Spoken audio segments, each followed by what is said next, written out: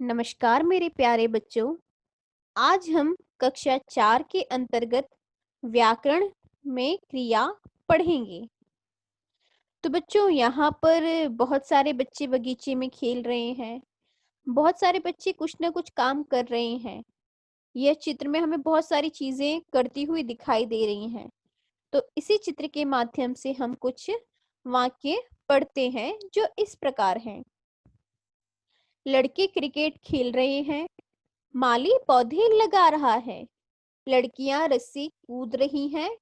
लड़की झूला झूल रही है। खोमचे वाला कुल्फी बेच रहा है। रंग बिरंगे फूल खिले हुए हैं। आकाश में बादल छाए हुए हैं।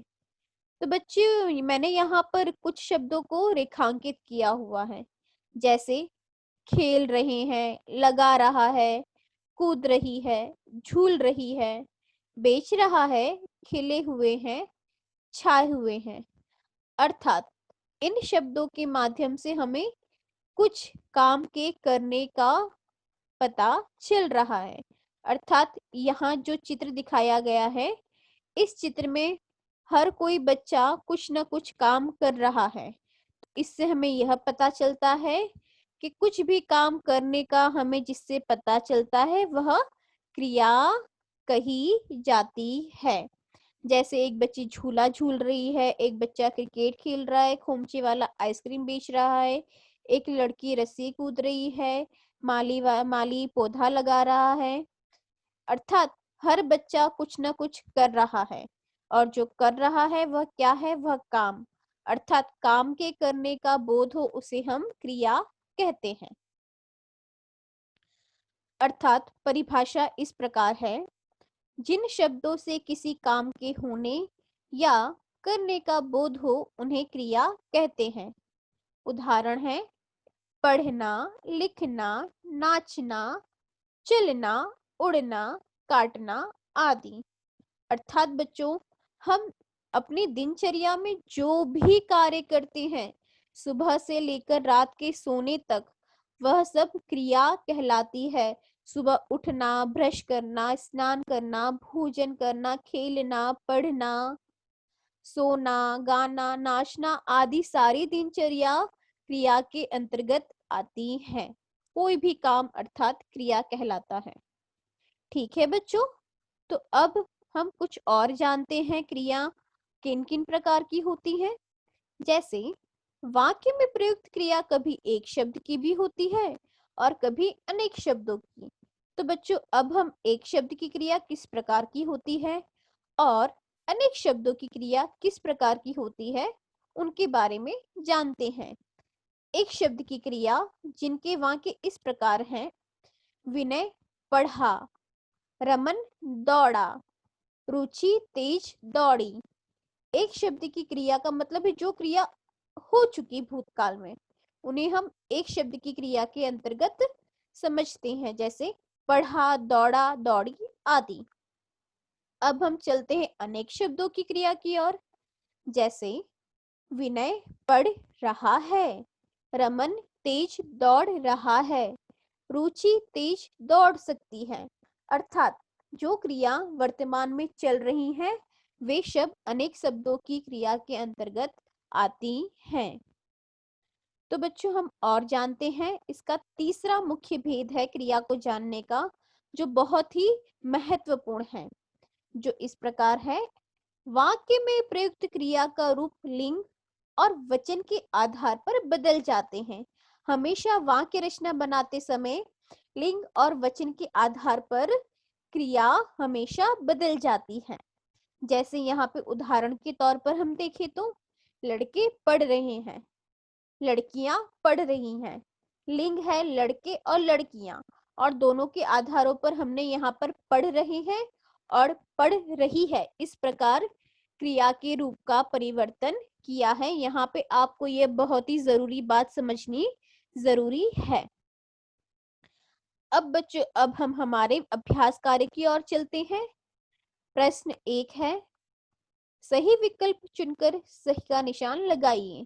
जैसे क्रिया कहते हैं, तो आप सही का निशान इस शब्द पे लगाएंगे, इस वाक्य पे। शब्द के जिस रूप से किसी काम के करने या होने का बोध हो। ठीक है। अब ख प्रश्न है, आकाश में बादल छाए हैं। इस वाक्य में क्रिया शब्द है छाए हैं। यहाँ पे आप सही का निशान लगाएंगे। ग है, सुषमा सोती रहती है। अब हमें यहाँ पे क्रिया रेखांकित करनी है, अर्थात जो क्रिया रेखांकित है उसे हमें बताना है यह एक शब्द वाली है या अनेक शब्द वाली है।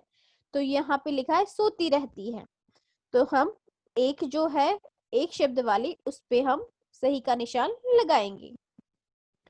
घ है, वाक्य में प्रयुक्त क्रिया का रूप किनके आधार पर बदल जाता है।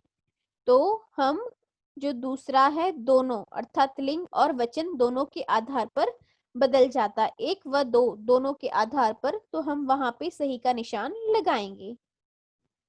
अब हमारा प्रश्न 2 है, क्रिया किसे कहते हैं, उदाहरण सहित लिखिए। तो इसका उत्तर है, जिन शब्दों से किसी काम के होने या करने का बोध हो उन्हें क्रिया कहते हैं।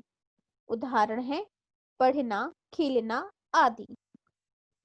प्रश्न 3 है, एक शब्द की और अनेक शब्दों की क्रिया के दो दो उदाहरण सहित लिखिए।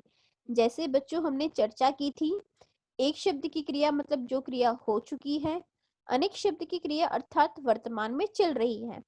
तो आओ बच्चों अब हम उनके उदाहरण देखते हैं।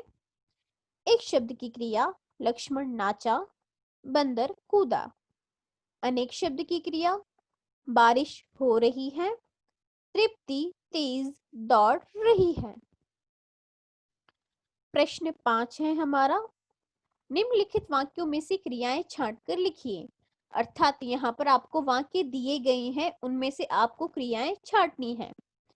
पुजारिन पूजा कर रही है, तो यहाँ पर कर रही है यह क्रियाएं है। दादाजी अखबार पढ़ रहे हैं, पढ़ रहे हैं यह क्रिया है। तनिष्का चित्र बना रही है, बना रही है यह क्रिया है। गजल पूरियां तल रही है, तल रही है यह क्रिया है। आशिफा आइसक्रीम खा रही है, तो खाना एक क्रिया है अर्थात खा रही है यह क्रिया है। प्रवीण गेंदबाजी कर रहा है यह क्रिया के अंतर्गत आएगा। प्रश्न 6 है, कोष्ठकों में दी गई क्रिया के उचित रूप से वाक्य पूरा कीजिए। जैसे सुमन मेज पर पुस्तक रख रही है, अर्थात यहाँ पर जहां मैंने रेखांकित किया है उसे मैंने वाक्य को पूरा करके लिखा है और आपको पढ़कर सुना रही हूँ।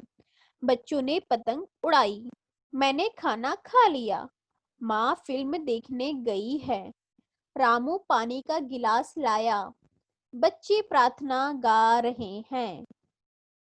प्रश्न 7 है, कोष्ठकों में दिए गए क्रिया शब्दों में से सही शब्द चुनकर रिक्त स्थानों की पूर्ति कीजिए। रामदीन फल बेच रहा है, डाकिया पत्र लाया है, खाना खाकर हाथ धो लो, हम अतुल के घर जाएंगे, दिनेश सुंदर चित्र बना रहा है, दर्जी कपड़े सिलेगा, रमेश सुंदर वस्त्र पहनेगा। हमने सीखा, जिन शब्दों से किसी काम के होने या करने का बोध हो उन्हें क्रिया कहते हैं। क्रिया शब्दों को भाषा में विशेष महत्व होता है। क्रिया के बिना वाक्य पूरा नहीं हो सकता, अतः वाक्य में क्रिया का होना आवश्यक है। धन्यवाद।